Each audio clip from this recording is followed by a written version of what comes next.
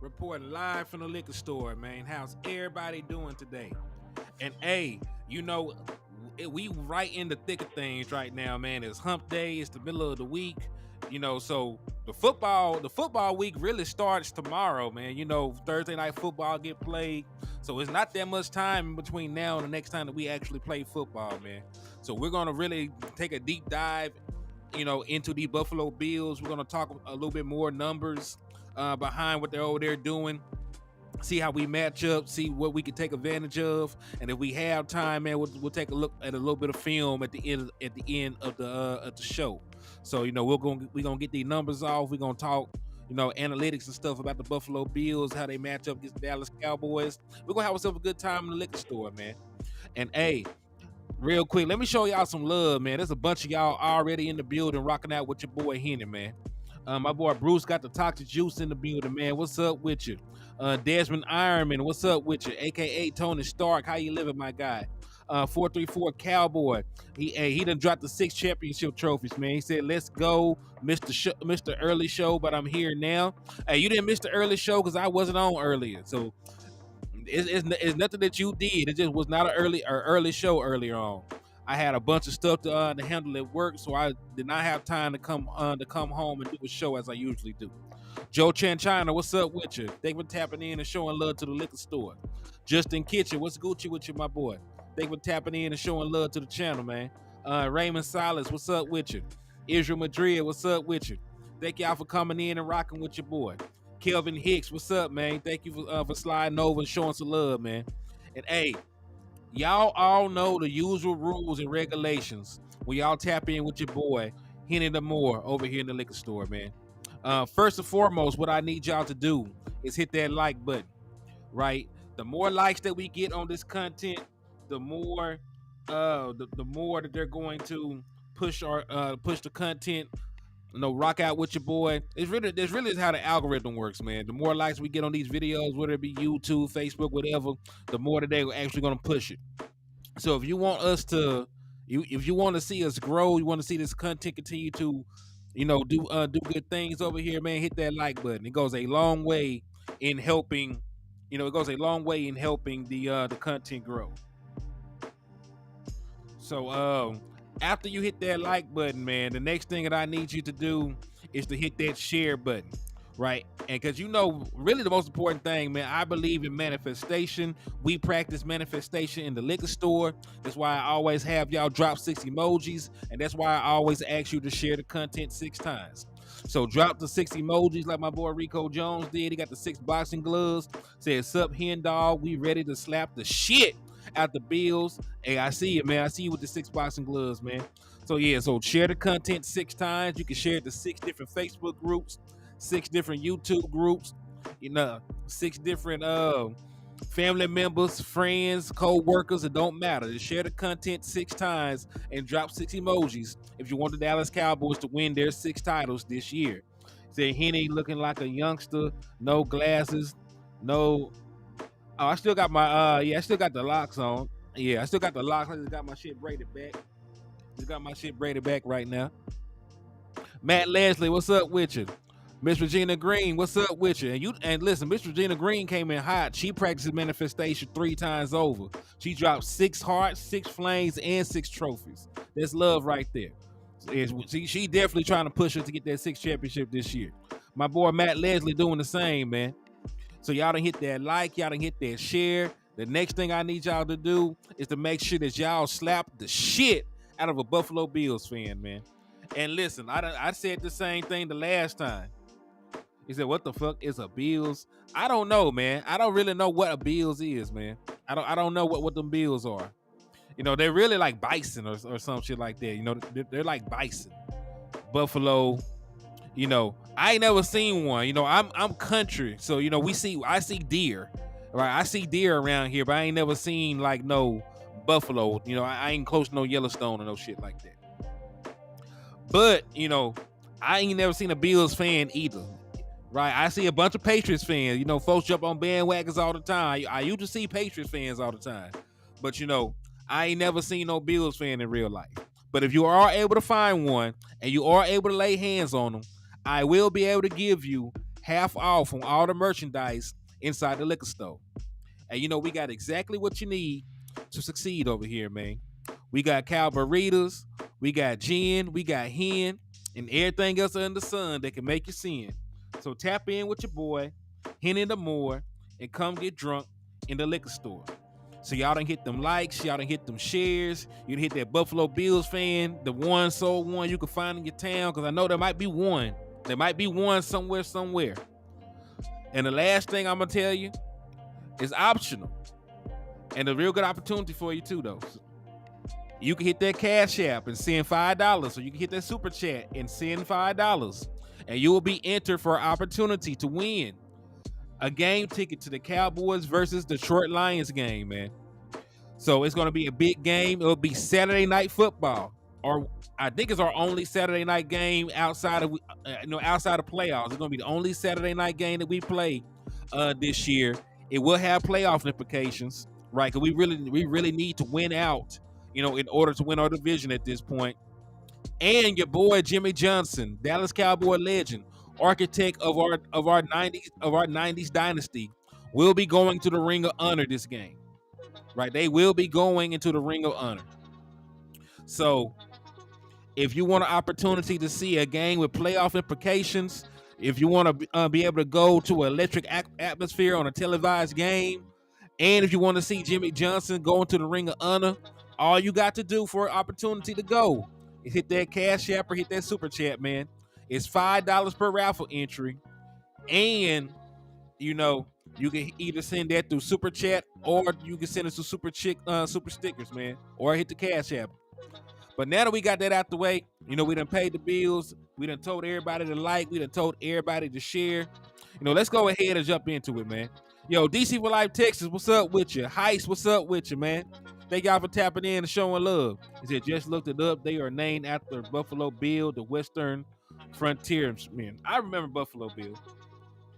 I really remember Buffalo Bill more so from Silence of the Lambs. That's the name of the serial killer that Hannibal Lecter and them were trying to track down. Buffalo Bill, you were up there skinning the women. But yeah, man. But let's go ahead and jump to the content, though, man. Choctaw, I see you, man. So let's start with this. So this is just a breakdown, and this is for all games played up to this point, man. This is what teams usually sit in, right? This is pretty much just a shell coverage breakdown, right? So if you want to know what we're talking, what the breakdown on, the green is early down passing, deep passing, first passing, and middle of the field passing. And then they got it broken down to man concepts, zone concepts, single high safety concepts, and two high safety concepts. So if you go to the Buffalo Bills, who are at the top, right? At the top, I really just want to look over here at the concepts that they run. Like I ain't worried about what the stuff in the green. I put this graph up here for you for the stuff in the blue. So as you see, they only have been running man. They only sit in man about 20% of the time. 74% of the time, though, they're going to be sitting in zone. Whether that be a 2-high zone or, a single high cover 3 zone, it just really depends. As for single high zone, they sit in that 40% of the time. So mostly what you will see from the Buffalo Bills, you won't really see like cover 2 man, which is a lot of people refer to cover 2 man as cover 5 anyway. But you won't really see a bunch of cover 2 man. You really won't see a bunch of cover 1. Really what they want to do, they're going to sit in zone. They're going to sit in cover 3. They're going to sit in cover 2. They might throw out some cover 4 because, they do utilize 2 high safety shells a little bit more.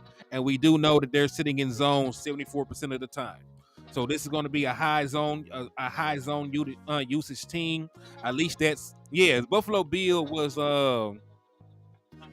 I remember that Buffalo Bill too. Like there's been a bunch of Buffalo Bills. The one I was talking about that I remember from the movie. He was fictitious. What's up with y'all, man? But yeah, man. So this is gonna be a team that's gonna use zone a lot. So now listen, some teams do change their tendencies when they play the Dallas Cowboys, right? Like some teams do change their tendencies when they play the Dallas Cowboys. Because up to the point when we played when we played the 49ers, they were primarily a zone team.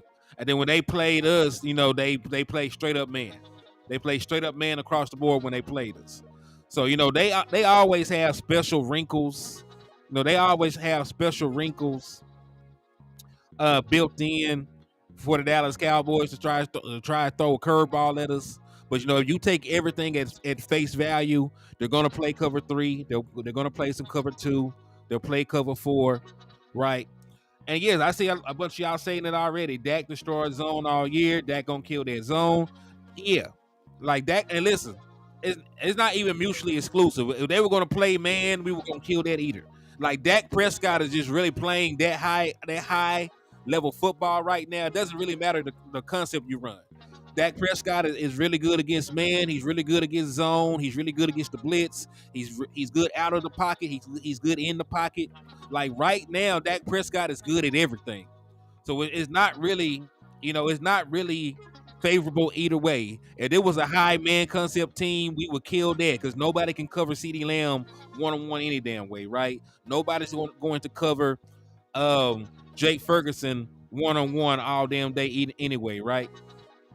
So the Dallas Cowboys, with the way that Dak Prescott is playing, with the way that Dak Prescott is playing football right now, it really didn't matter which way, they were going about it. If they were a high man team, we played teams that use a high percentage of man, right? Matter of fact, let's see. Which team uses the most man right now? Really us. Like we use man 40% of the time. We're sitting in man 40% of the time. We play zone 58% of the time. And then I guess the 2% is a hybrid. Like the percentage where it's not up there, I guess that's hybrid defenses.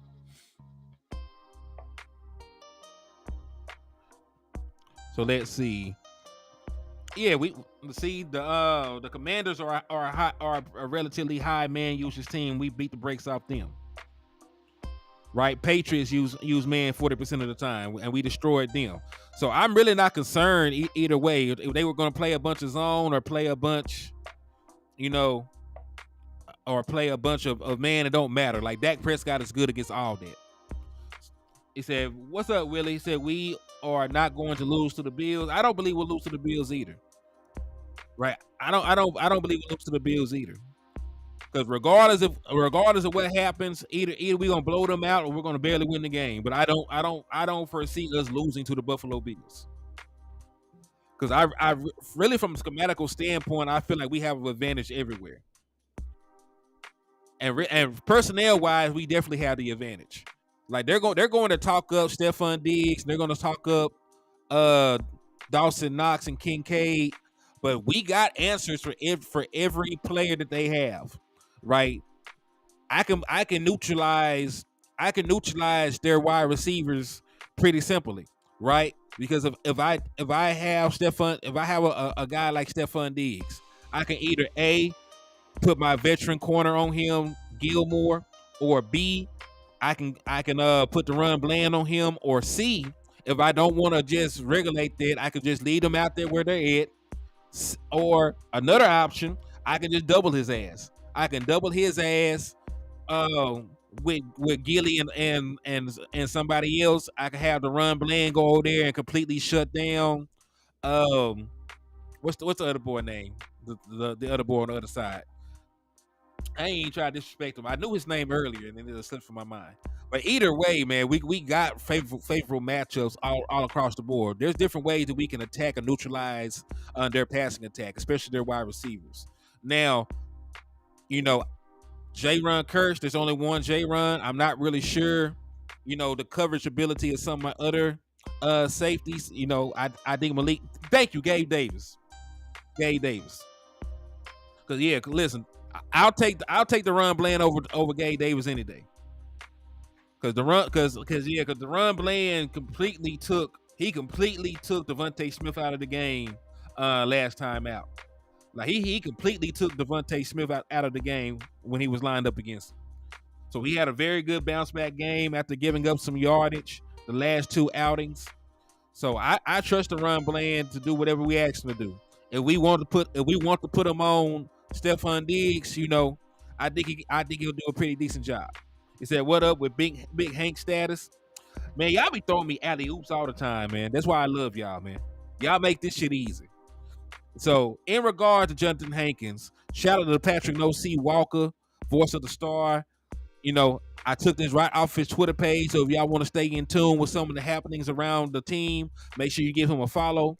But he stated that Jonathan Hankins has a mild high ankle sprain and will be hard pressed to play in the game against the Bills. This is in regards to what Mike McCarthy said. Mike McCarthy said this, he reported this. So he said this is a big opportunity for Mozzie Smith, Carl Davis off the practice squad in the event that Hankins can't go, and it doesn't sound like he can.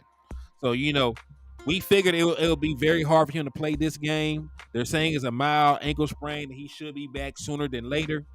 He might even be able to play in the Miami Dolphin game, depending on how well he heals up, right? Depending on how the pain is, he might be able to even play the upcoming game. But this is a time for Mozzie Smith to get some very needed developmental reps. It'll be time for Carl Davis, who is a guy that does eat up space. I'm not saying that he's as good as Jonathan Hankins, because Jonathan Hankins is playing outstanding football right now. He's playing great football. So I certainly believe, this is going to be a good opportunity for these guys to get some reps. And listen, it's not like the Buffalo Bills or a football team that has a lot of success running with their running backs anyway. Like a lion's share of their run game is Josh Allen. So what I'm more concerned about is to design quarterback runs. I'm worried about the quarterback powers. I'm worried about him scrambling and extending plays. I'm not really worried about the running ability of their running backs. If anything, the running backs catching the football out of the backfield and running routes out of the backfield is more dangerous than them actually running the football between the tackles.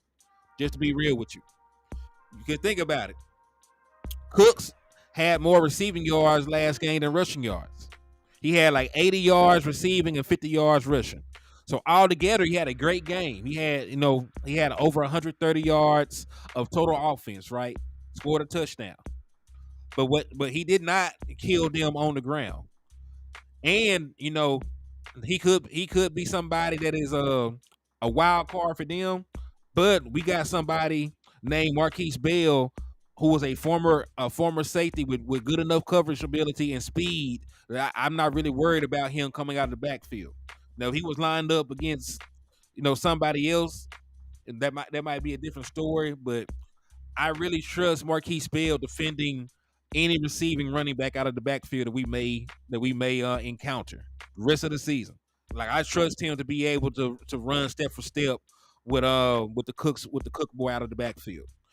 Like that might, like in years past, that might have been an issue, right? Because we know that we usually have J-Run Curse regulated to stopping the tight ends, and then another safety or another linebacker would take the job of neutralizing the running back. But Marquise Bell has been playing his ass off. He's good in coverage. He's good as a tackler. He's fast to the ball. He's having a very outstanding season. By the way, speaking of Marquise Bell, I'm going to drop this real quick before I get back into the show. Make sure that y'all go and vote Marquise Bell into the Pro Bowl. The man was an undrafted free agent. Right now, he's currently one of the highest graded linebackers in the National Football League. He definitely deserves the notoriety, the love. He's really playing out of position. He's playing out of position.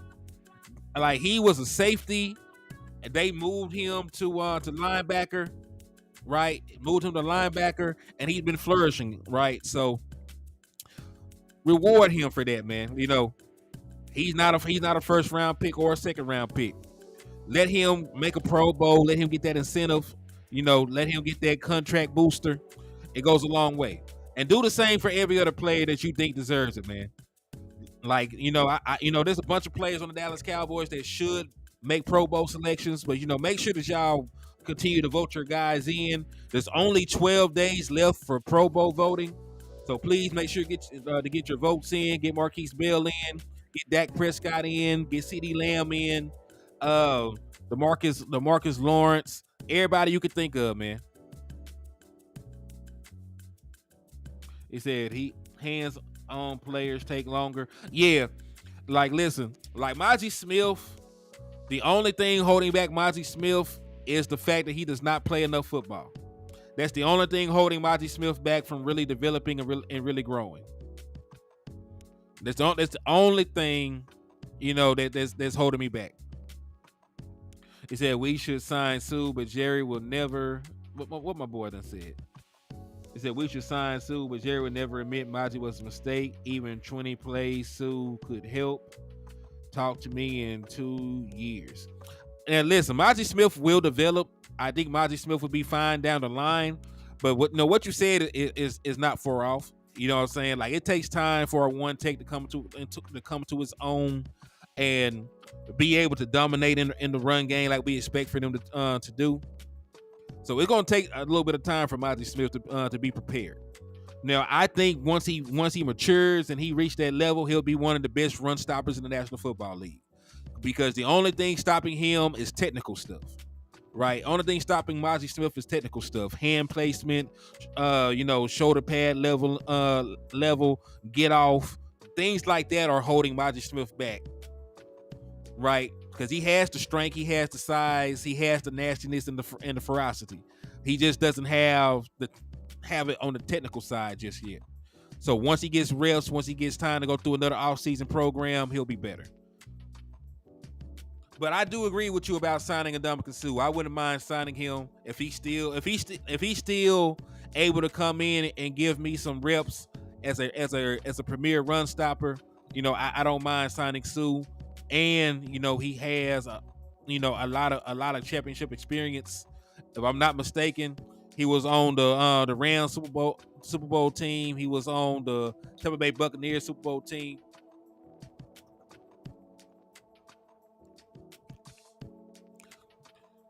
I said Brian Reese. Yeah. He said Maji Smith is a beast and has been throwing grown men off the bridge. See, I like Mazi, but he has reps where he is late as hell off of the ball.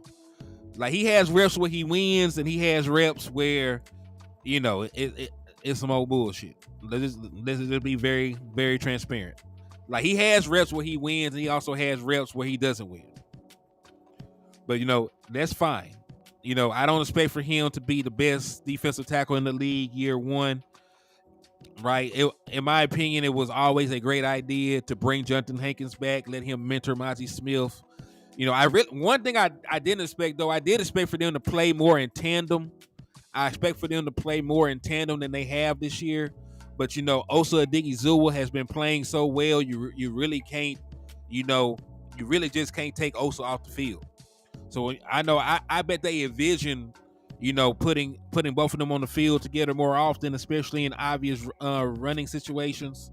But Osa Odighizuwa has been so good, like you really just can't supplant him. And you really just can't take Osa reps for anybody else. So there's a tough spot to be in. You need reps to develop as a defensive tackle, and you got two really good defensive tackles right now. Osa in year 3 has taken the next step. Big Hankins, he's been around the block for a long time. He was a great run defender last year, right? So, you definitely can't take his job either. It's a good problem to have, right? And now, because Jonathan Hankins is going to be down at least for one game, right? For at least one game, he'll have opportunity. Like he'll have opportunity to put more tape out there, to get more reps and to develop. So it is what it is. But let's continue on, though, man. We talking about these Buffalo Bills. We talking about what we need to do to match up against them. So I am finna go ahead and take a look. Let me see if I can get this shit pulled up first though, before I say anything, because I don't want to mess this up. I don't want to mess this up. Game by game, defense. Game by game, individual rankings, Ironman, leaders, milestones. Hold on, stats and statistics. Team. Playtime. Okay, formation usage. This is what I wanted. I need to change the team I'm looking at, but that's not a problem. So let me go to the Buffalo Bills. Okay. I'm finna share the screen. I'm gonna show y'all what the hell I'm talking about.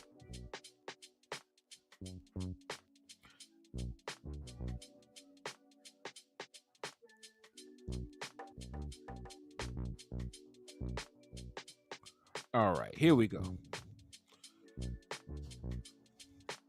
All right, so this is formation usage right here by the Buffalo Bills. All right, so and really I like the way they have this shit broken down, right? They got it broken down to yards to go. They got it broken down because this is first down, 1st and 1, 1st and 2, 1st and 3, 1st and 4, 1st and 5, 1st and 6, 1st and 10, so on and so forth, right? So they actually got the personnel uses broken down by each position and everything else.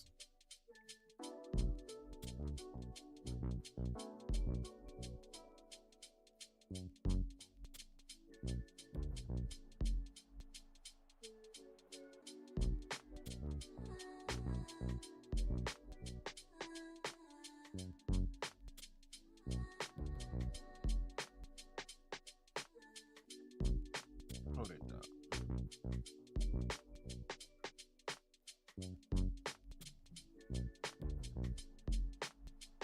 So I think Big Hank. I hope he doesn't. I feel like with everything they're saying that he'll be back before the playoffs. All right, so let's just take a look at 1st and 10, right? That's the most, that's the most visible one, right? We always start off with 1st and 10.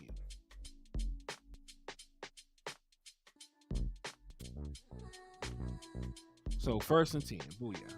All right. So 1st and 10. 0 tight ends, 2 wide receivers. They done that twice. Pass out of that 50% of the time.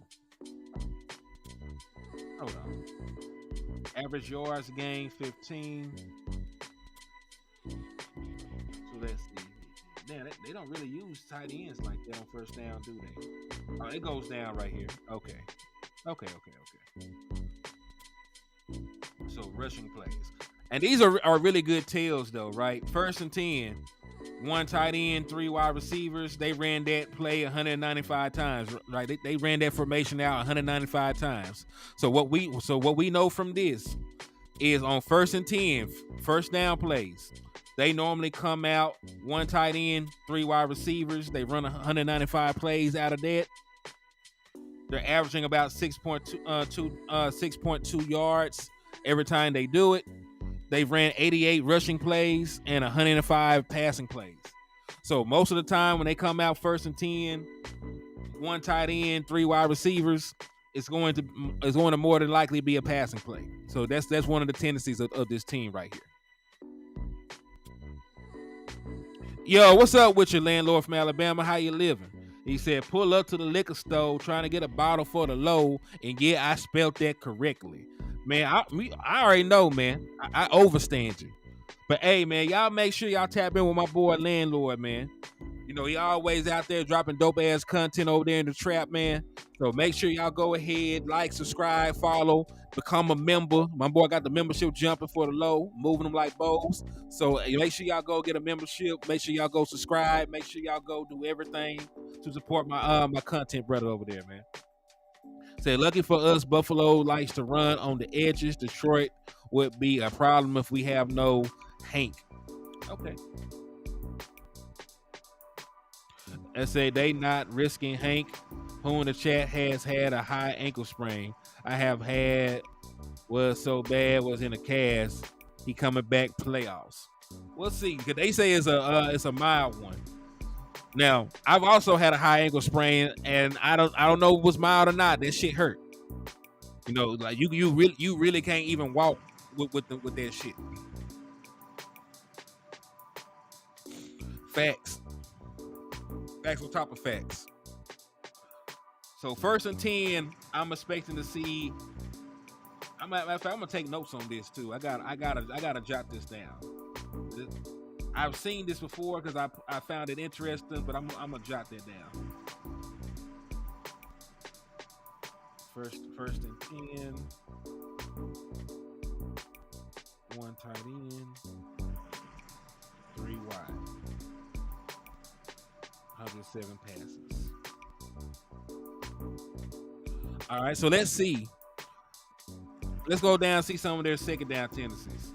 Because listen, you know, like 1st and 25, of course they're passing the damn ball. Of course they're passing the ball. That shit only happened to them once. Only happened to them once. They threw it. 1st and 20 happened to them twice. They threw it once. Let me see. Yeah, so you know, 1st and 20, you know, it's obvious. Like everybody is gonna average mostly passing plays on those distances.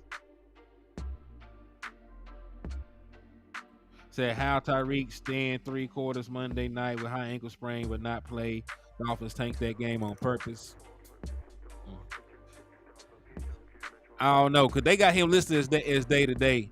I wouldn't have even played him. You know, I wouldn't even have him walking around, moving around, risking injury. Like Tyreek Hill is too important to what they do over there. So we've all seen Tua without Tyreek Hill. I'm not throwing any shade, but he's an entirely different quarterback without Tyreek Hill out there, as he should be, right? Because you know I don't expect quarterbacks to lose their best wide receiver and still play at the same level most of the time. All right, so let's see some of their second down tendencies, right? So let's say let's take a look at 2nd and 6, 2nd and 5. So 2nd and 5. Really, it's more. All right, so this is the one that they use the most on 2nd and 5. This is the play. This is the formation. 1 tight end. They love that. They love that single tight end, 3 wide receiver set, don't they? Cause that's what they use the most on 1st and 10. That's what they use the most on 2nd and 5. They use that shit a lot, don't they?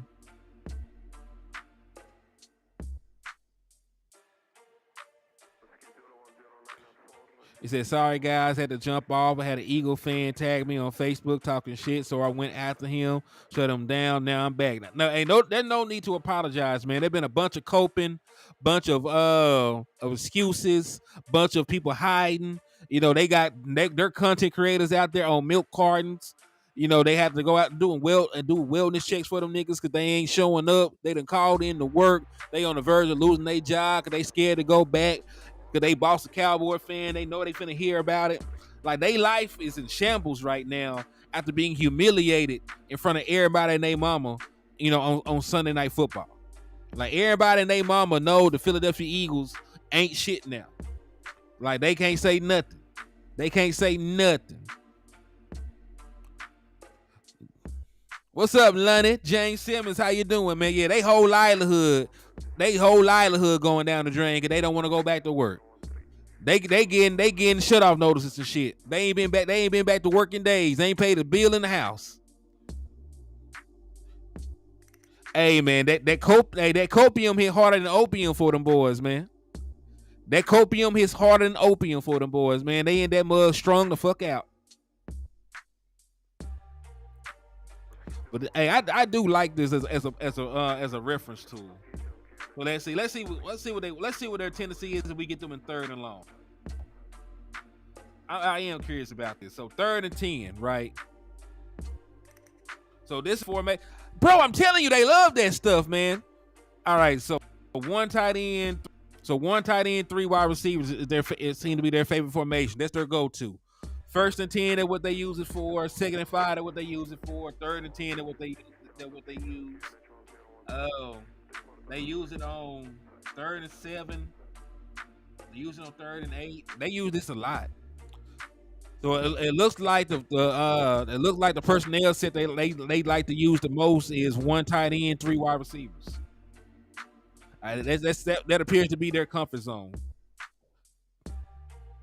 So I would never date an Eagles fan girl because they got more hair on their chin than Chewbacca. There's no such thing as an Eagles fan girl. Those are men. Those are transvestites. You know, those are chicks with dicks.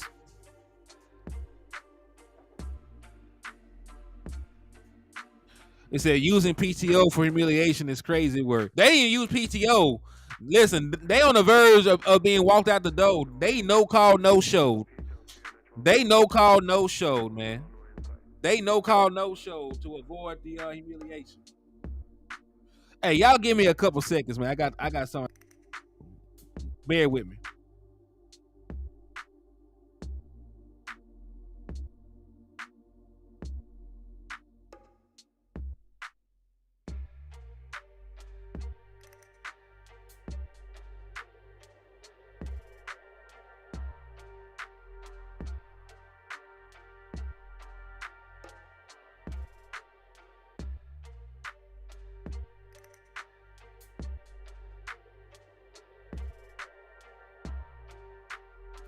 All right, I'm back, y'all. Can y'all hear me? He said I was behind by 52 seconds. Forgive me. Y'all good, man. I said I'm gonna get canceled. Nah, man, they can't cancel the real man. They can't ban the snowman, man. What's up with you, JR? How you living, man? Thank you for tapping in and showing love. Thank you for tapping in and showing love to the liquor store, my guy. Salute to you. But listen, I didn't say anything was wrong with being there. I just said that what they were. You know what I'm saying? I ain't never seen Eagles woman that looked like a woman.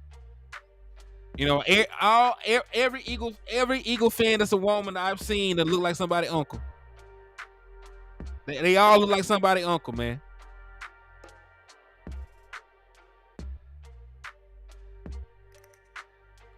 But yeah, man. So that's something to watch, though, man. That looks like a go-to right there.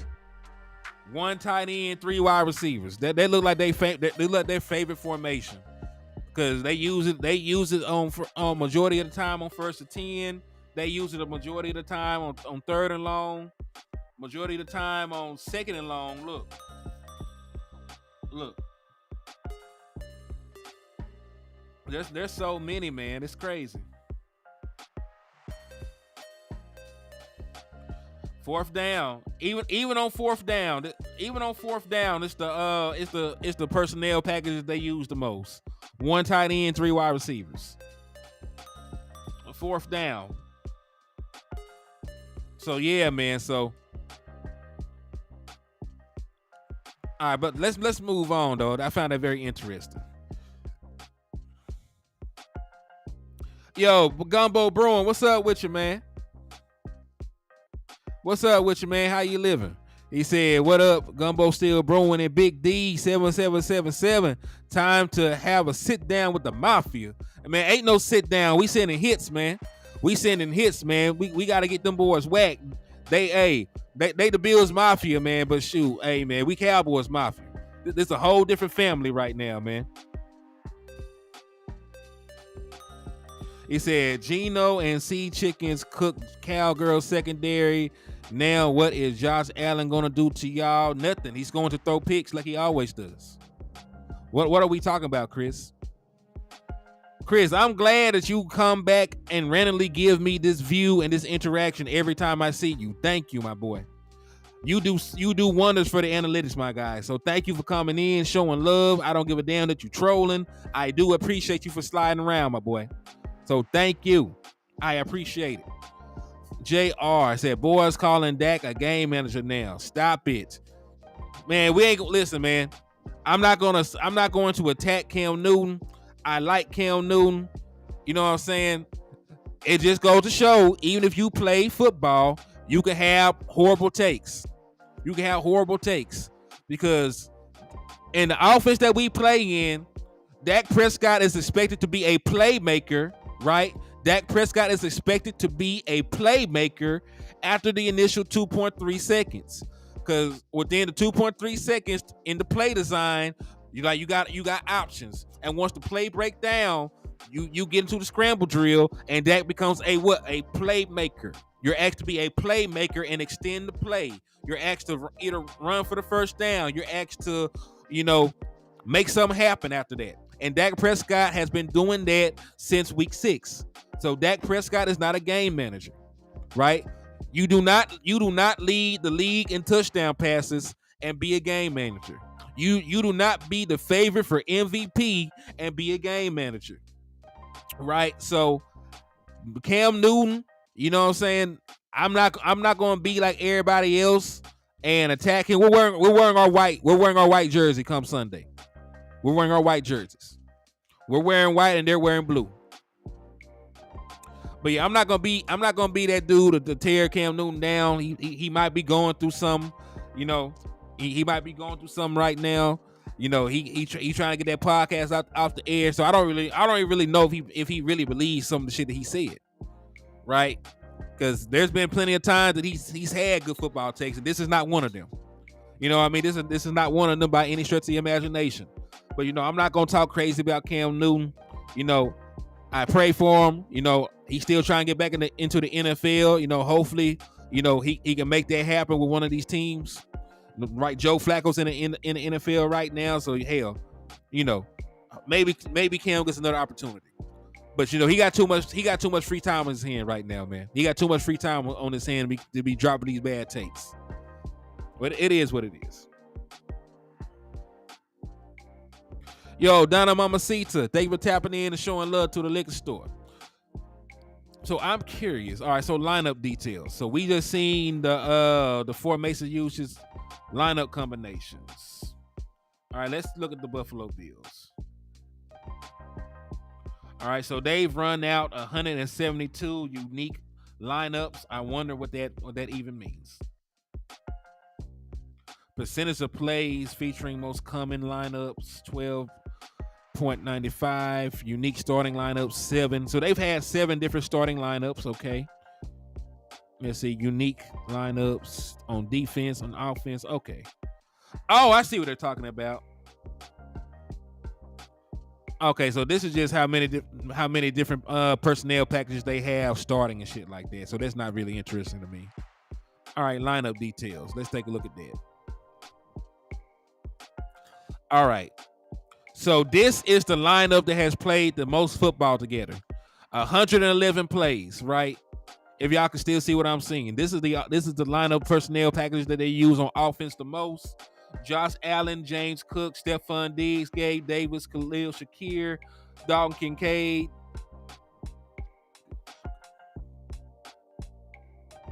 Like that's the lineup that they use the most. Oh yeah, make sure y'all get the gas first. I don't think they'll take 100. Yeah, just put 20 in there. All right, thank y'all. So Kincaid, Osiris Torrance, Mitch Morse. Okay, so that's the personnel package that they use the most. Second up, Josh Allen, Latavius Murray, Stephon Diggs, Gabe Davis, Khalil Shakir, Dalton Kincaid, Deion Dawkins, Spencer Brown, Connor McGovern, Osiris Torrance, Mitch Morse. So yeah, I wasn't lying. The one tight end, 3 wide receiver set is what they live and die by. He said he went to Auburn, bro. He big op. He's super op right now.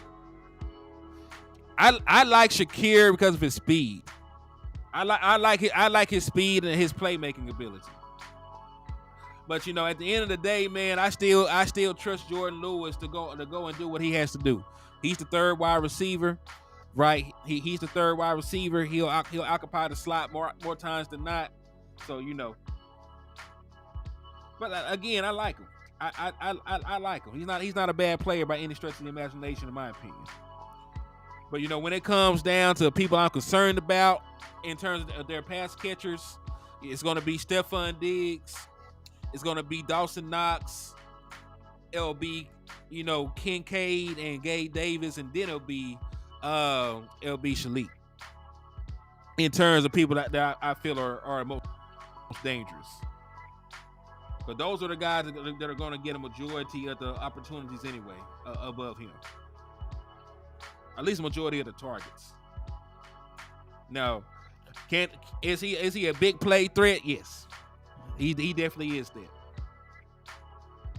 But I still like our chances against him.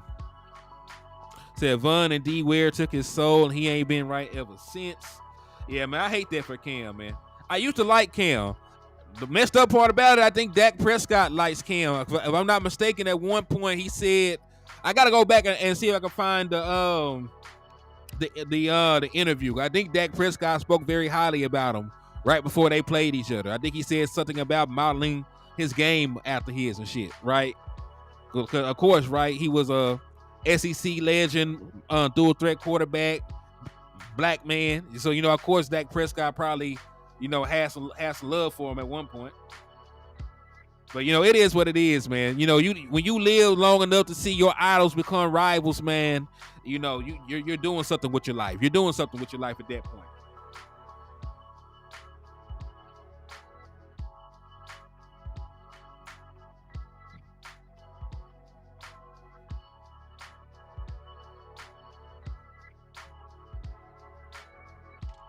Like for real though, man. Like for real. Like folks be tweaking. Said back and listen, Dak Prescott, especially listen. I respect Cam Newton a little bit more because I'm not gonna drag him, but I will say this: Dak Prescott already has the same number of passing touchdowns as Cam Newton. Right, he already has the same amount of passing touchdowns. And we also know that Dak Prescott is the front runner to win MVP right now.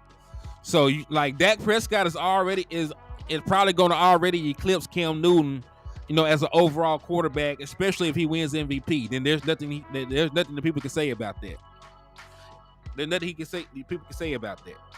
Now Cam Newton is the best running quarterback that we ever seen. He ran for 75 rushing touchdowns. He's ran for 5,000 yards. Right, that's some shit that I don't think is going to be duplicated. And he got real rushing touchdowns and not tush pushes. But he tripping. He tripping with the shit he's saying about Dak Prescott. Matter of fact, that you talk too crazy when the national media is defending Dak Prescott. Like the shit that Cam Newton said was so off the wall. People that normally would throw shade at Dak Prescott are defending him. That's how you know that Cam Newton said some bullshit. If the national media is not jumping on the bandwagon to slander Dak Prescott, then you know that you said some bullshit. Yeah, man. Hey, that's one thing I will say about Cam Newton. He did not have to have another grown man grab his ass and push him into the end zone to get a rushing touchdown. I will give him that.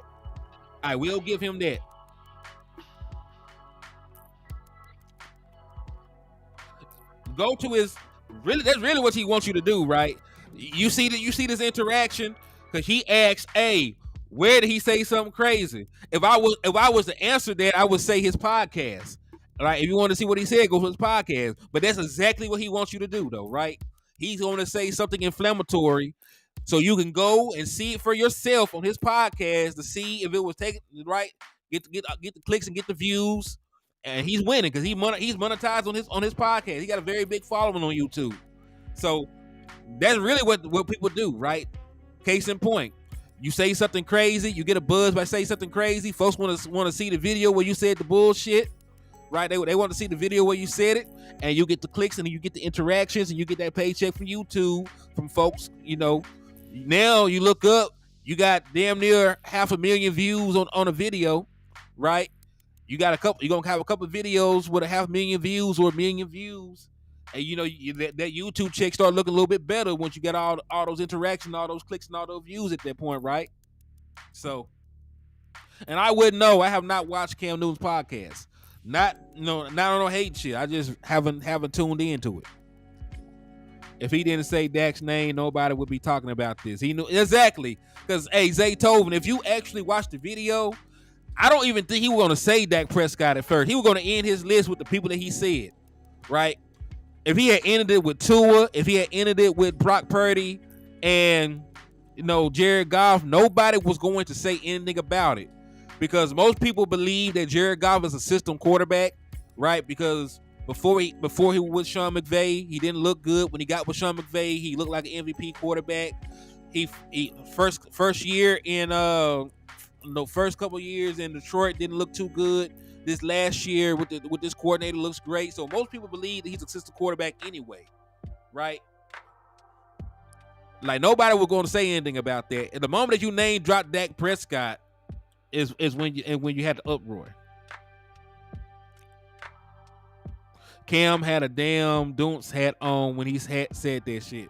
Yeah, man. Cam Newton be dressing like a Batman villain, so you got to watch that nigga.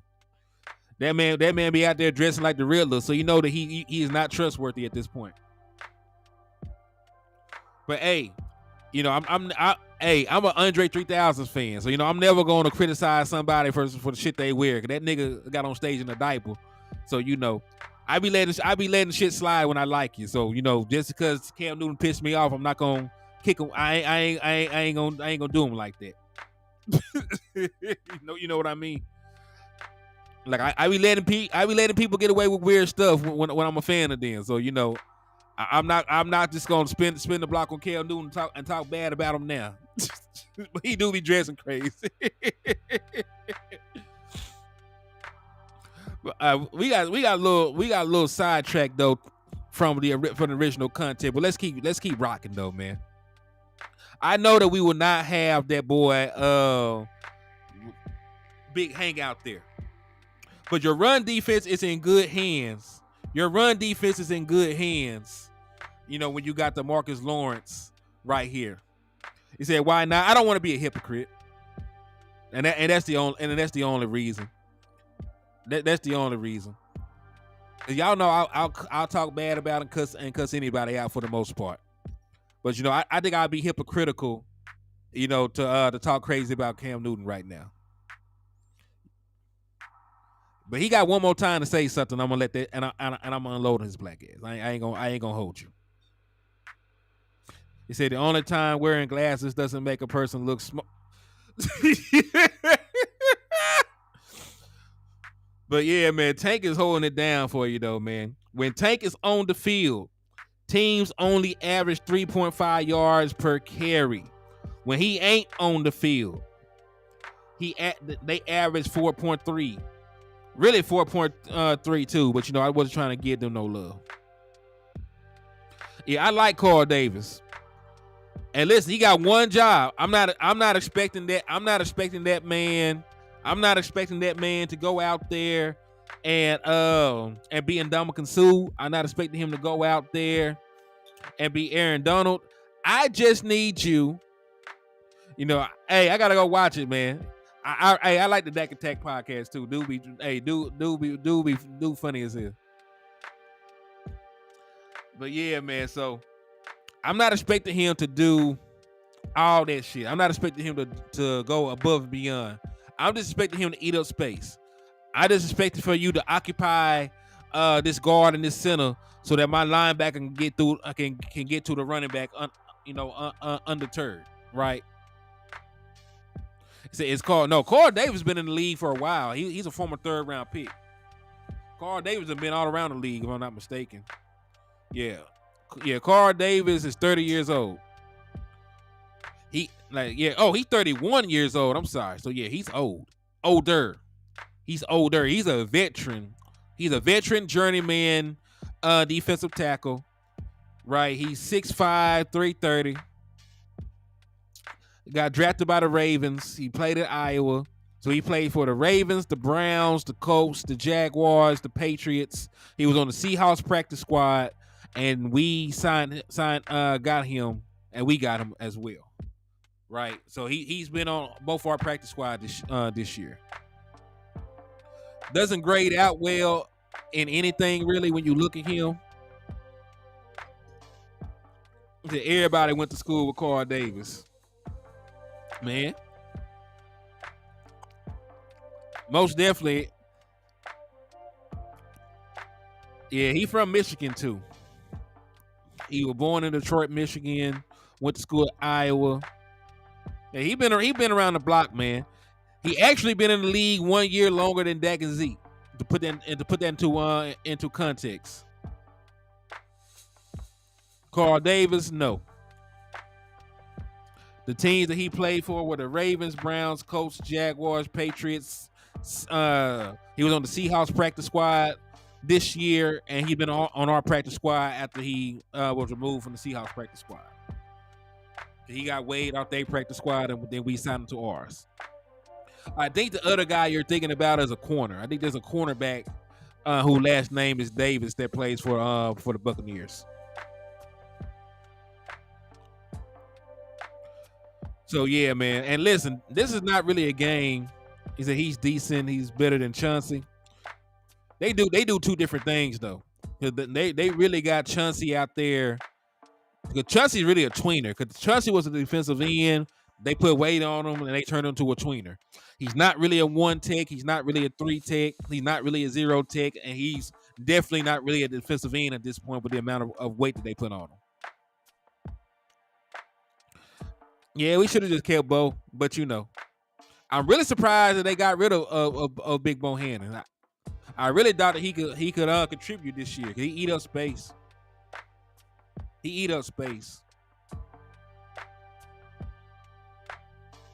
But I guess they weren't. I don't know. Maybe they weren't happy with his development. I'm not sure.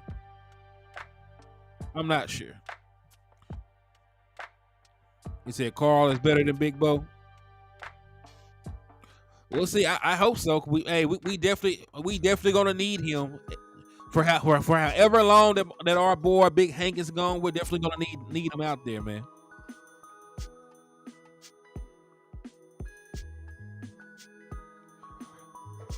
But let's see. So according to RJ Ochoa, and this is in regards to your quarterback Dak Prescott, right? We're gonna be playing zone. Oh, real quick. What's up with you, Corey Vaughn? Thank you for the $5 super chats that went into drawing. The drawing is going to be on Saturday the 16th. So you're able to send raffle entries all the way until December the 15th, which is Friday. Friday is the last day that I will accept raffle entries, and then I will be doing the drawing show on the 16th, and I will be sending out the tickets the same night because I got them on Ticketmaster.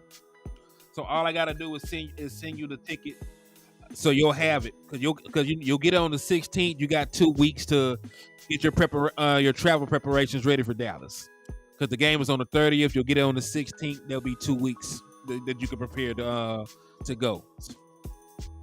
But yeah, man. So that's another thing. So for everybody, $5 per raffle entry. You can either super chat, you can either super sticker, you can either cash app. And the drawing will end on the 15th. We'll do the raffle show on the 16th. But thank you for the raffle entry, though, my brother. Salute to you. He said, I ain't kept up with Bo since he left. But as we do know, Dak Prescott will be playing zone. So pretty much the difference between man and zone is pretty much everybody's going to be watching you, right? So there'll be opportunity for them to try and squeeze passes, try and break on balls, right? So when you play a team that plays a high percentage of zone, you got to be very disciplined in your eye manipulation because they'll be watching you.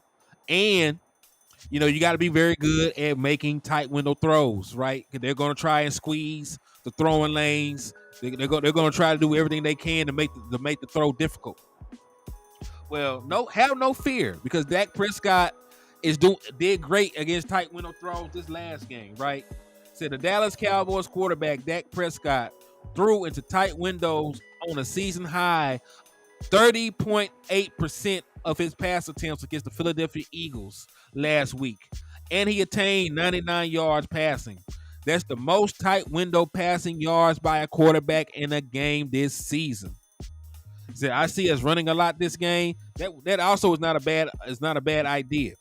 Because as I pointed out, I don't know if y'all seen it when we did the show yesterday.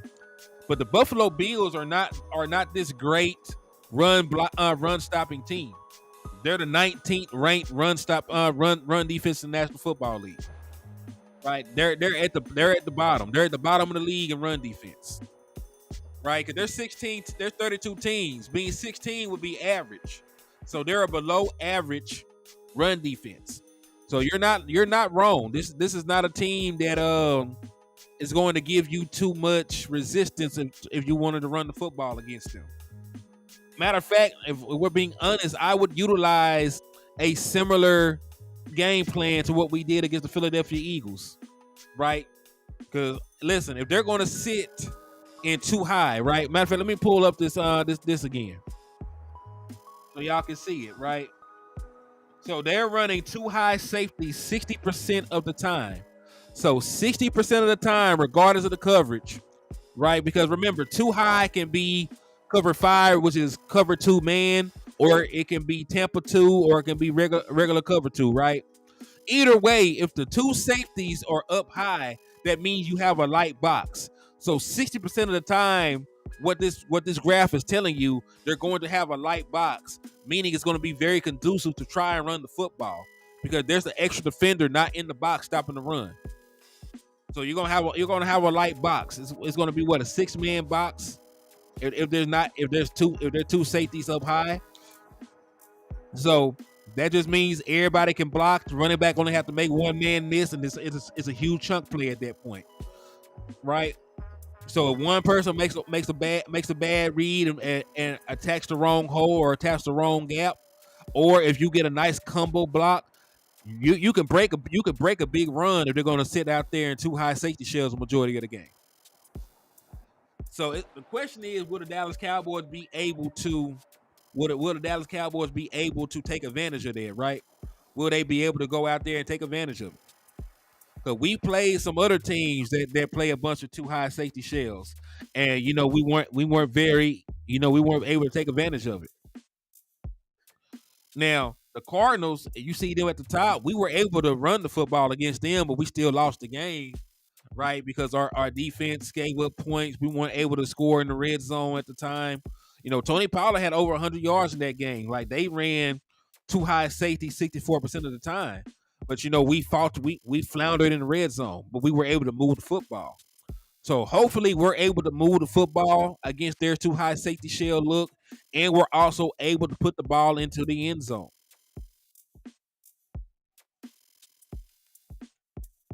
It said Henry is not in touch with his fan base. Who? What folks talking about? What's going on now? He said Philly ran too high. Let's see what Philly. Yeah, I don't know about all that now, but good to see you though, Cowboys Click. It's good to see you. What am I not in tune with, Cowboys Click? I wants to know. I wants to know. What's your critique, my boy? What's your critique, my boy? I wants to hear it.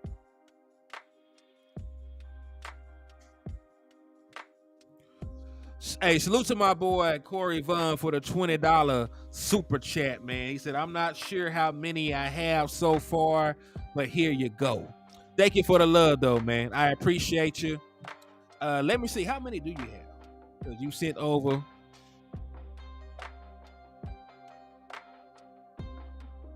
Said, Milana, since you're a DM like 6 months ago, I talk with landlord on a weekly basis. I talk with landlord. Oh man, when you send me a DM, my boy? I'm sorry. I am sorry. What's your name on there, my boy?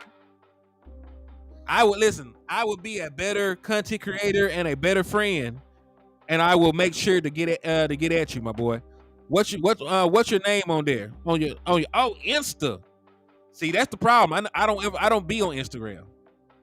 I never check my Instagram, so that's why I never see it. It was Cowboys Click on Instagram. Okay, yeah, I don't be on Instagram. That's why I didn't see it. So my apologies, my brother.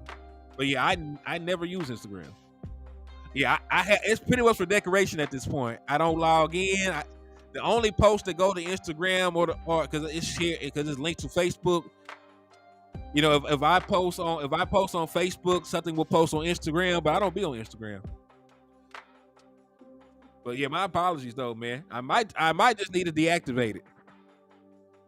But nah, but I do feel bad because I be trying to be in contact with the folks that reach out to me.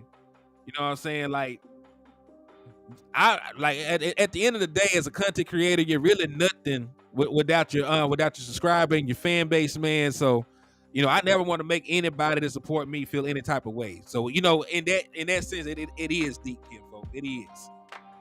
You know what I'm saying? Because you know, folks reach out to me all the time. But if you're on Facebook, because I actually check my Facebook. If you go to Henny the More on Facebook, I respond all the time on there. Like on Facebook, I respond all the time. Cause I got a whole page on Facebook. You know, folks, I send because you know YouTube be tripping. I send folks the link to the videos just so they don't get this case they don't get notifications. I interact with them. You know, so if you hit me up on Facebook, I will always respond. Yeah, but I feel like Instagram is for folks that they actually be doing stuff with their life. You know, only thing I do is work, talk Cowboys, and sit around and look crazy with my family. So you know, I don't really post on Instagram because I don't be on the scene no more. I don't be on the scene, so I don't really utilize Instagram like that.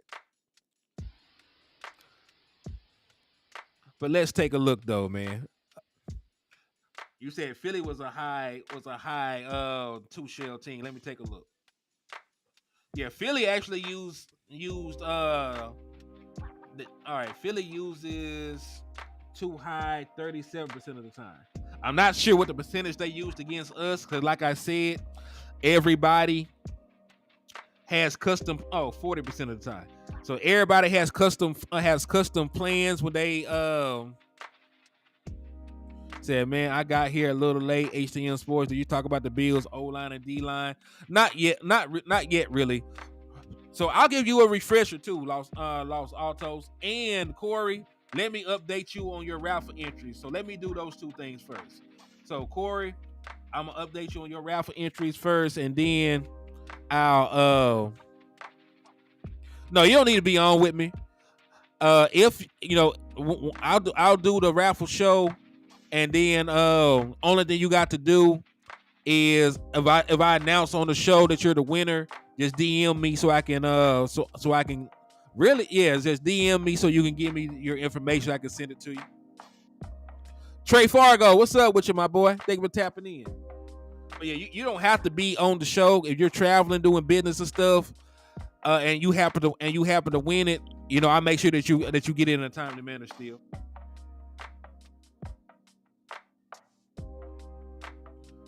But that puts you at 8.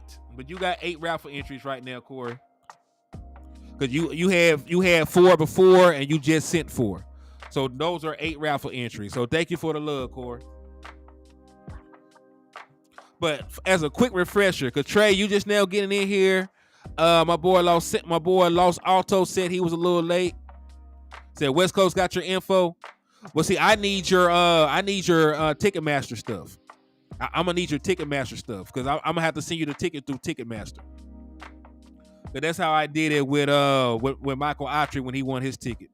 Because it's on Ticketmaster, I could just send it to you through Ticketmaster, and you know it'll be easy transition if you were to win.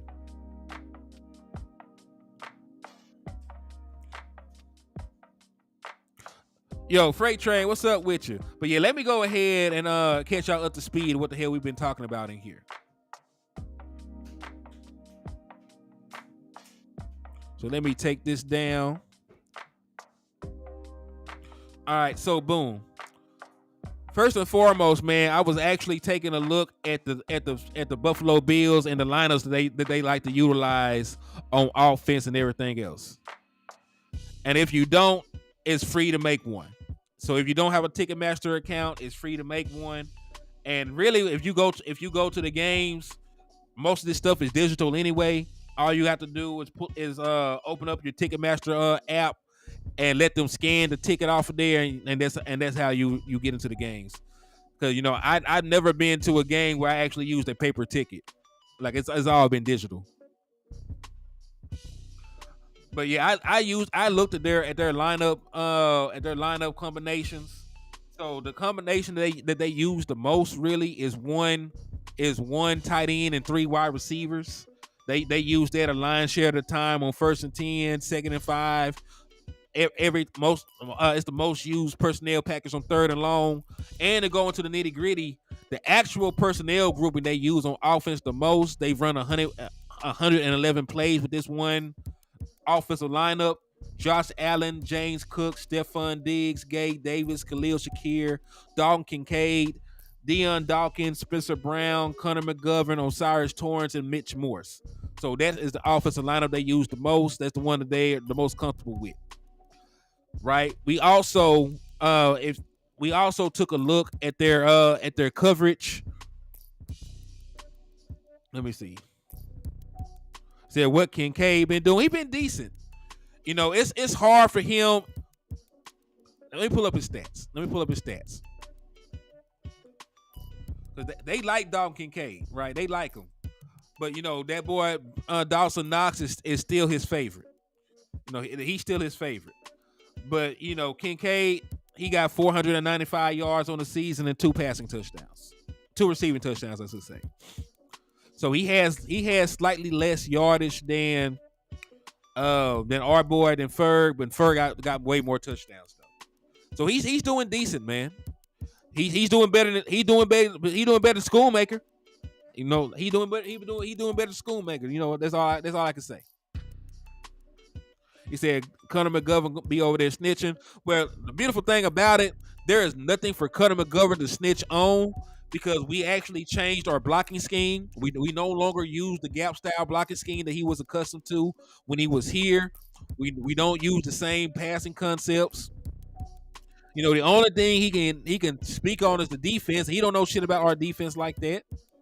He just know that Michael Parsons is really good and he be whooping his ass when he line up against him. Like he don't really know too much about the inner workings of our defense like that, because there's entirely too much, from an offensive standpoint to know, for him to have an encyclopedia knowledge of the defense. Like he doesn't know any more about our defense than what you can see on the all 22 film. He don't know enough to impact us. You gotta remember, man. We have folks signing guys, former players and shit. Like I don't think it'll have an impact on it. Cause look, they signed Boss Man. The Seattle Seahawks signed Boss Man Fat to their team, and it did not help their defense prepare for Dak Prescott and them, right?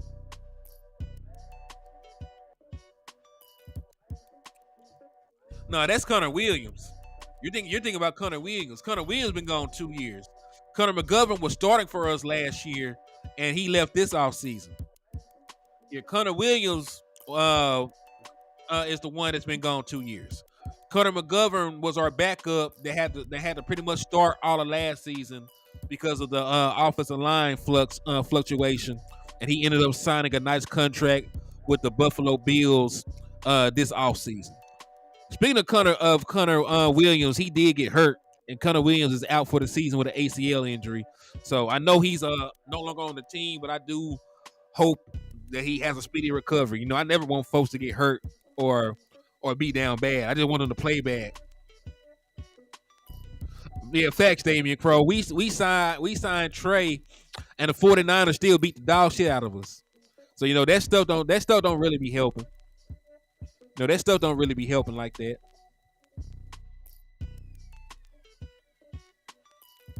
At least not in my opinion. I ain't seen it work yet. I ain't seen that shit work yet.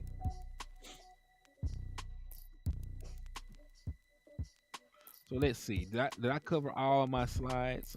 Did I cover all of my slides? Yeah, I think I covered all my slides. All right, so we can get back to a couple more of these numbers then. I got. Hold on now. Okay. And really, their defense has been in flux too. And really, when I tell you this, like I really don't know what lineup they're going to throw out there on defense though, right? Because looking at the defensive lineup that they use the most, it's not going to be the same because these guys are hurt. Said who you starting in Big Hank spot hen? Man, it really depends. If Mozzie Smith is better than Carl Davis, whoever is better between those two, and really, man, it's not really even about who starts. I believe it's gonna be defensive tackle by committee.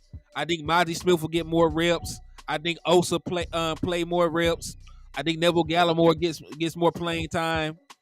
They might even let Chauncey Golston get more playing time.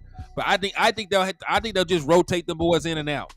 I really just believe they'll just have a deeper defensive tackle rotation over somebody else just getting a lion's share of the snaps. If we're being honest, that's probably what they go with. They'll probably do defensive tackle by committee. And you got to think about it. Most of these guys aren't used to playing a bunch of snaps any damn way. They're not used to playing a bunch of snaps any damn way. So you don't want to have somebody go from playing 10 snaps a game to playing 30, playing 40, playing 50. I don't want that because that's setting somebody up the field. Like you're setting somebody up the field if you take them from 10 snaps a game to 50 snaps out the blue. They're not ready for that. Hey, the Cowboys replay is always on NFL Network for me because I got NFL Plus. I can watch all the replays. I can watch the all 22 film. I can watch the condensed version. Like I don't watch the game like 3-4 times at this point.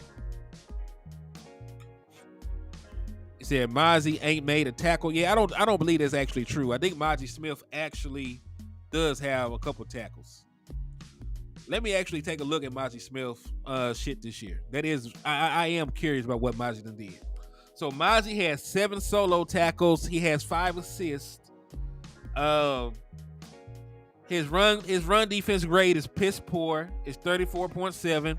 His pass rush grade is amazing. It's a 69.7. So I'm really confused about what the hell is going on with Mozzie Smith. Because he had no pass rushing ability in college. Because Mozzie had no pass rushing ability in college, and he was the best. And in my opinion, he was the best run stopper in the NCAA.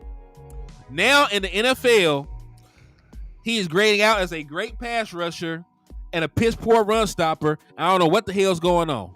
I don't know what the hell is going on with Mozzie Smith, honestly. Because on paper the shit flipped. And remember, I always tell you, never take Pro Football Focus at 100% face value. Never take them at 100% face value. Man, that's what the grade said. That's why I said you never take the shit at face value. But that's what the hell it said. They say he's a whore right now. If you blindly believe PFF, because I'm not gonna lie to you. I'm not gonna do a full film breakdown on Mozzie Smith. I'm just not. But if you take that shit at face value, he's a better pass rusher right now than he is a run stopper. I'm not sure if I 100% believe that shit, right? But that's what they saying. That's what they saying. Like again, I'm not sure that's 100% accurate, but that's what they say. Because his pass rush grade is like a 69, his run stopping grade is like a 35 or some crazy like that. Matter of fact, a 34.7 run defense grade, a 69.7 pass rushing grade. So I don't know. What's up, Kendrick? Said good to be here, Henny. Checking in from the 870. Sue for Mozzie. Like, I am not opposed to bringing in Ndamukong Suh. I mean, I know they're not going to do it. We know that them boys are not going to bring in anybody else. But it is what it is. And Choctaw, I would love to give Mozzie Smith time. but I don't have time to give him, and that's the problem. We're on a different timeline than Maji Smith development. Like we're on a different timeline than Maji Smith development. Because remember, if we had time for Maji Smith to develop and to give him reps, then he would be playing over Jonathan Hankins. Like you would never re-sign Jonathan Hankins. You would have just let your first round pick get the reps and get better. But the Dallas Cowboys have a Super Bowl window. You need a true veteran run stopper in the middle of your defense. So that's why Big Hankins has been playing over him all year. So there's two different things going on. Like it's very true. Maji Smith will be great. He will be a great one tech and run stopper down the line, right? He will be a great one tech and run stopper down the line. But it's also true that we do not have time to wait for him to develop. And MG, I will not say that Maji Smith is a bust after one season, right? I cannot say that he is a draft bust after one season. Because if we're being honest, he has not played enough football for you to say that he is a bust. He's only done got 200. He's only done got 215 total snaps. He got 215 total snaps on the season. Well, you divide 215 by 13, and we played 13 games. He's only getting about 16 snaps a game. And we all know there's been games where he had 7 snaps. There's been games where he had 8 snaps. You really just can't tell what the hell this man is right now. It's not like he a quarterback and he's played every offensive snap, right? It's not like he's a quarterback that's played every offensive snap. He said 215 snaps and only 7 tackles. Yeah, it'd be like that. It'd be like that. So let me see something for reference. All right, so the best, who you think the best defensive tackle is? Aaron Donald, like he's up there, right? He got 43. Now let's see. I take a look at somebody else. Like let's take a look at a regular ass defensive tackle. Let's say Jonathan Hankins. How many Big Hank got? So let's compare him to Big Hank. So we know he got 7. So how many tackles did Big Hank got? About 30.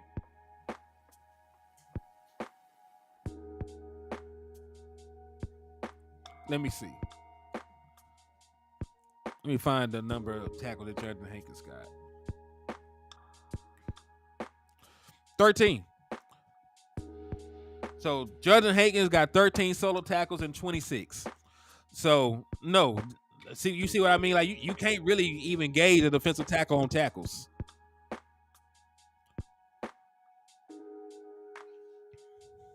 Yeah, so Maji Smith is fine. So he got 12 total tackles.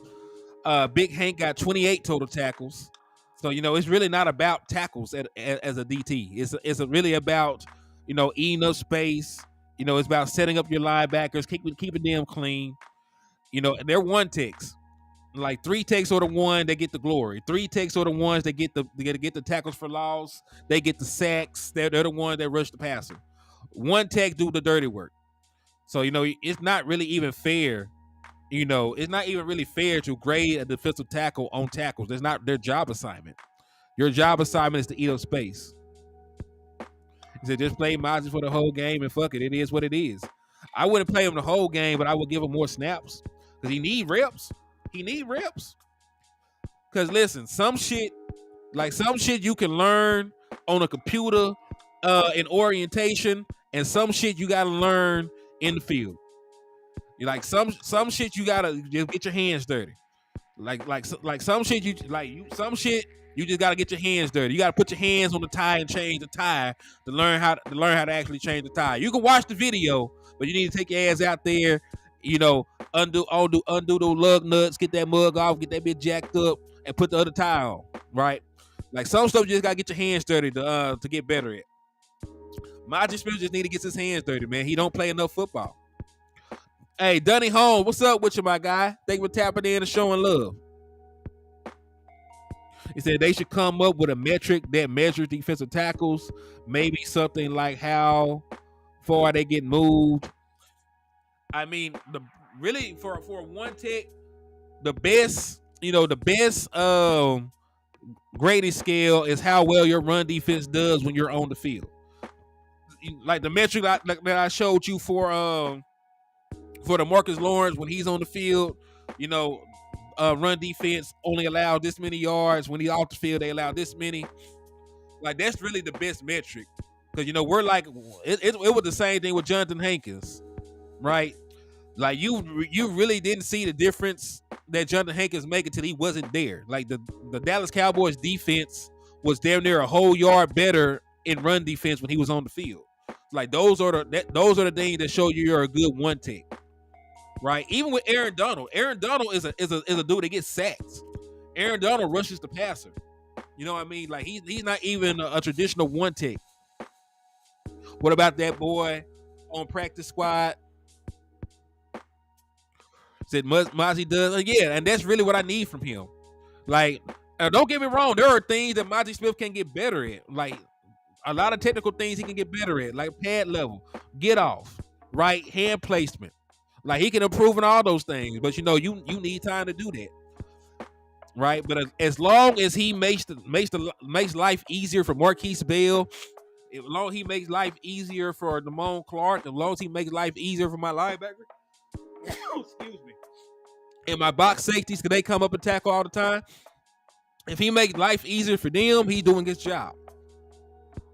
If Marquise Bell ends up with a 12 tackle game, like that's when you go and you pat Mazi Smith on the back and say good job. Because if he get his ass whooped and the guard can get up to the second level and manhandle Marquise Bell, he's not going to have a high tackle game, right?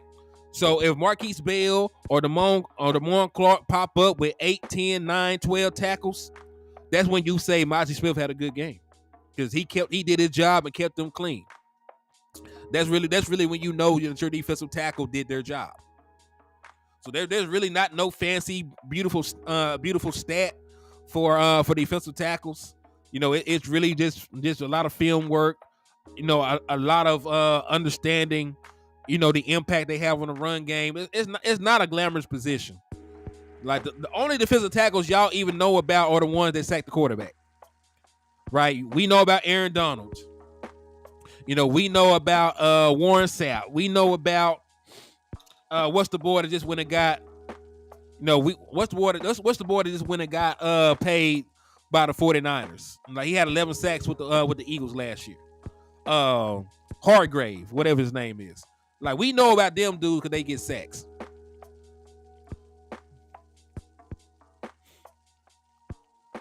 I mean, it's all good, man. It's all good. Like I said, like he needs reps. So hopefully he gets reps while Hankins is out. Hopefully it's a learning experience. Yo, Marcus, what's up with you, my guy? Salute to you. Thank you for tapping in and showing love to the liquor store, my brother. I appreciate you for coming in and rocking with us. So let's see. What other information do they got on here?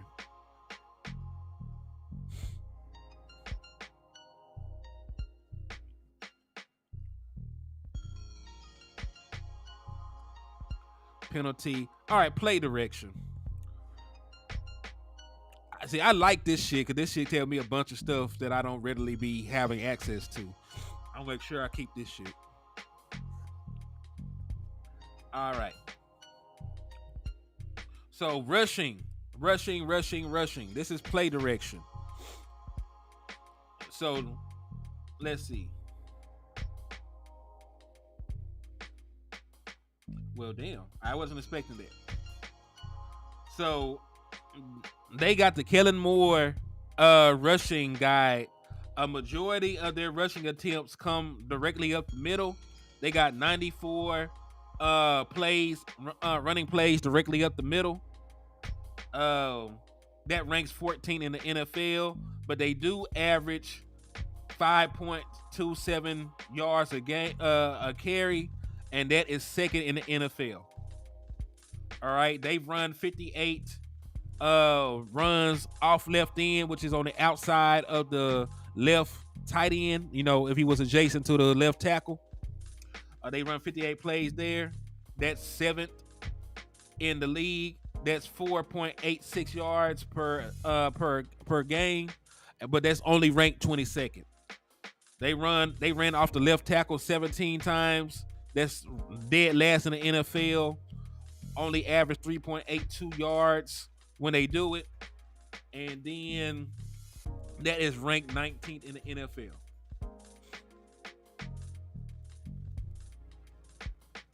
Hey, y'all give me 2 seconds. Said we will need to use Carl Davis this game. I agree. Y'all give me 2 seconds though.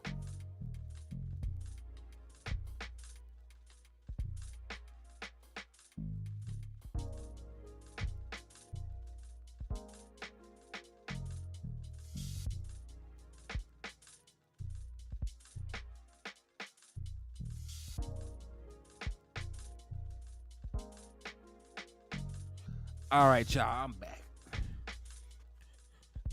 See, I like Carl Davis because he a space eater, but that's the same thing with Mozzie. And listen, there's nothing. We're at the point where we can have both. Whereas Mozzie, I think Mozzie is playing. Who Mozzie playing for? Is Mozzie with the Colts or some shit? Who is Mozzie with right? Who is Big Bo with right now? Quentin Bohanna. Where is he at? The Lions. Thank you. Oh, wait.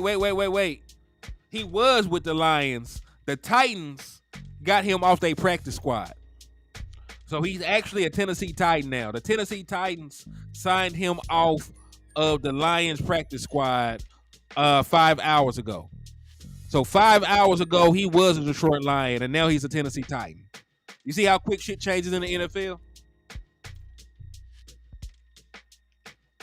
But more power to him, man. I hope that he's able to go out there and succeed, man. I like Big Bo. I like Bohanna. Yeah, I mean, life comes at you fast, man, especially as an NFL player. And what sucks, you go from a team, even though he was on the active roster, he went from a team that was going to the playoffs to a team that's probably going to miss. Like the Titans don't have a chance of really making the playoffs in the AFC right now. Because you got to think about it. They're 5-8. The Buffalo Bills are 7-6, and they're not even in the playoffs right now, right? The team we're talking about. Shit. Hey, apparently the Titans saw his ass making plays too. And they like, I like what I see. They went ahead and signed to a contract. But hey, that's better for him because listen, if he signed with the Titans, you know he probably got a bigger bag because he got to agree to that. So he probably agreed to get some more money, and it worked out for him. I'm happy for the boy, man. Yeah, Dallas Cowboys. I have no doubt about beating the Bills. Like if I'm being frank with you, I have no issue about beating the Bills.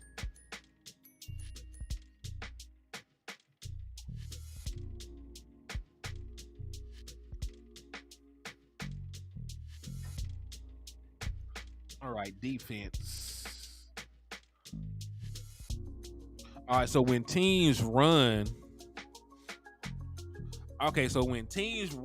at them, because this is just the rushing offense.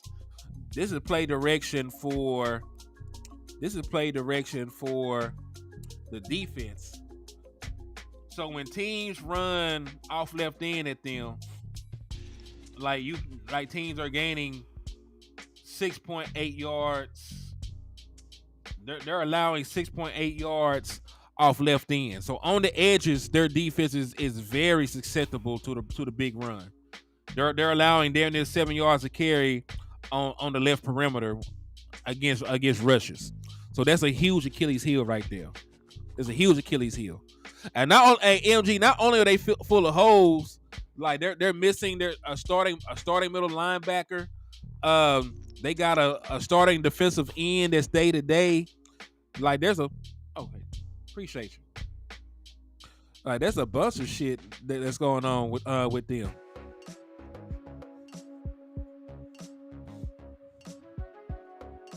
So if we can run on Eagles, we can run on the Bills.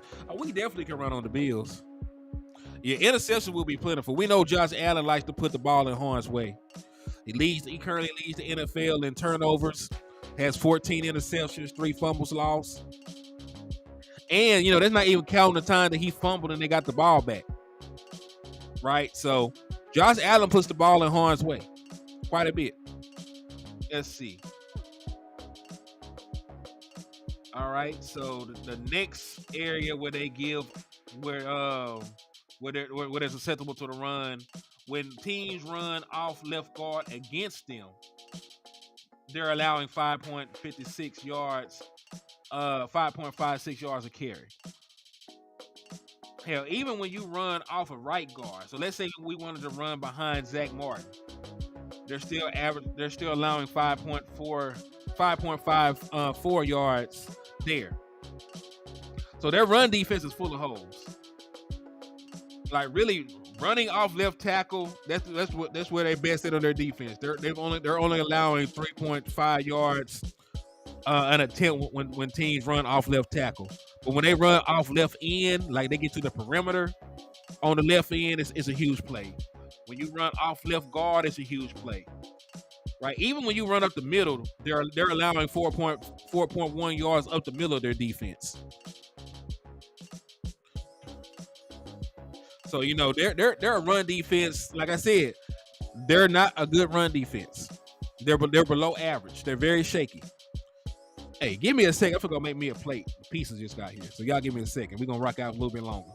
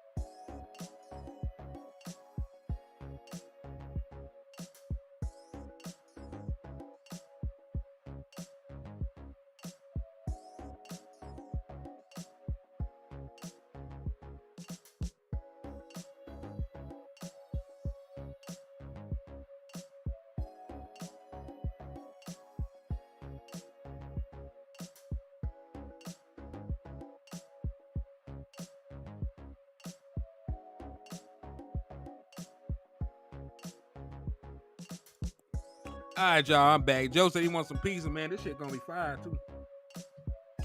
This shit gonna be super fire. So I'll get through this before I get out of here with y'all, man. So we cover the run direction. We're gonna cover where they struggle and where they're good at in their passing concepts, and then we'll talk about where their passing concepts struggle, where their passing defense struggles at. So short left, right? 151 plays. They're completing 74.8% of the passes that short left, right? Short left of the field. So short to the flat, short intermediate, short middle. 58 plays, completing 72.4% of their passes. Short right, they're completing 75.9% of their passes. Deep left, they're completing 41% of their passes. Deep middle. No, they're the worst team passing deep middle in the NFL. Like deep middle is his weak suit. So 12 plays. They don't even try it. They only done did it 12 times. And deep right, they're completing about 44.6% of their passes. Right. So in terms of highest of highest completion percentage allowed, the area of the field. Short right, they're allowing 73.7% of passes to be completed, on the short right end of the field. Right, so that's the area of the field that's the most susceptible of their pass defense. Apparently, but that's where they're giving up the most yard, the highest completion percentage. It's also where they're giving up the most yards. It's also where they're giving us some of the most yards gained.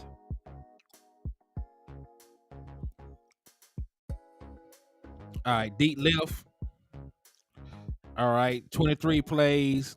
Teams are averaging about 16.3 yards when they attack deep left, and they're allowing teams to complete about 65% of those passes, though.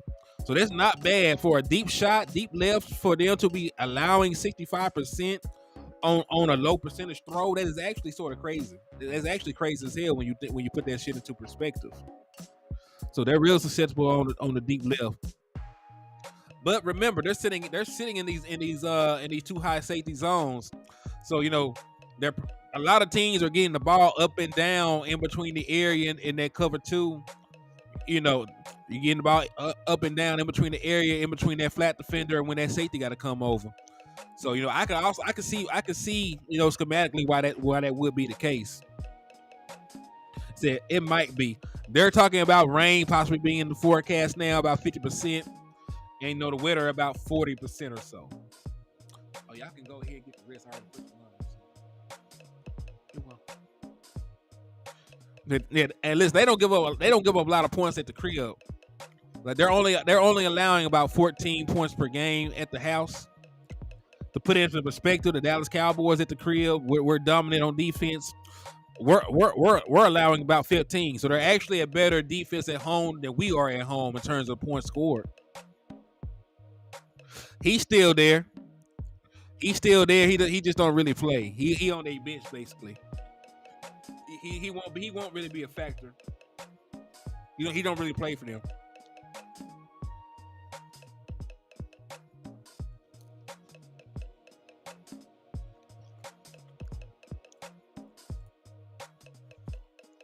But yeah, man, I ain't gonna hold you. We've been on here for an hour and 42.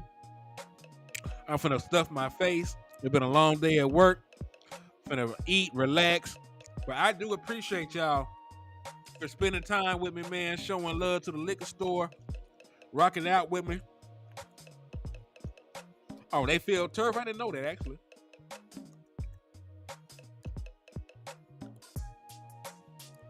If we playing on turf, then like shit, that changes everything, in my opinion. If we playing on turf, we finna go crazy. Like our team, like one of the biggest advantages that we have on our team is speed, and teams play fast on turf. So if they actually play on turf, I feel even better. I already felt good about this game. When we're playing on turf, I feel even better about that. Hey, I feel like we could give them 30. I feel like we can give them 30. But yo, man. Again, thank y'all for sliding through.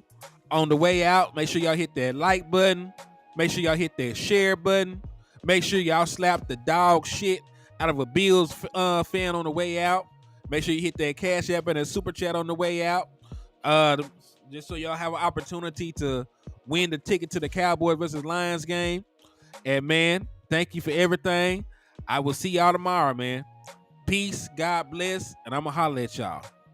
My nigga said 50. Hey, for F it. We gonna give him 50 for my boy Choctaw, man. Let's get it.